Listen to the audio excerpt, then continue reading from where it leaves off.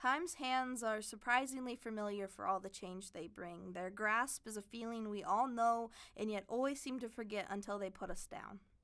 We're never where we are left for long, but the crevices in the palms of time are paths we all tread unknowingly, ignorant that the path we chose on a whim was carved into the skin of time long before we set foot on that dirt. I always convince myself that somehow I can surprise time, that I can somehow outrun it, and it often leaves me late to a friend's house or early to a funeral.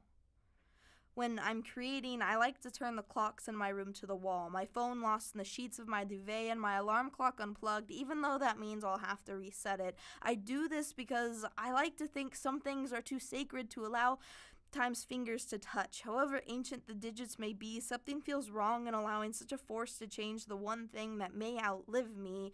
Maybe it's because time is the one thing that can take away my creations, allow them to fade into their natural oblivion or rush their ever-shifting perfection. I sometimes think time is jealous of the art we make. It's the one thing time has trouble wiping away. Shakespeare died centuries ago, yet his name is so common in today's conversations, and something tells me that irks time.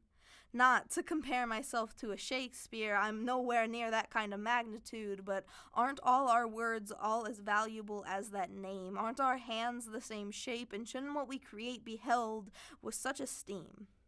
We are mortal and insignificant. Our bodies are wasting away right now as time takes what is rightfully his, but our words are like demigods, our creations gods themselves, and those creations that top the others titans of this world. Humans have just one universal language. We have just one thing in common that has stood the test of time, and it baffles him to no end.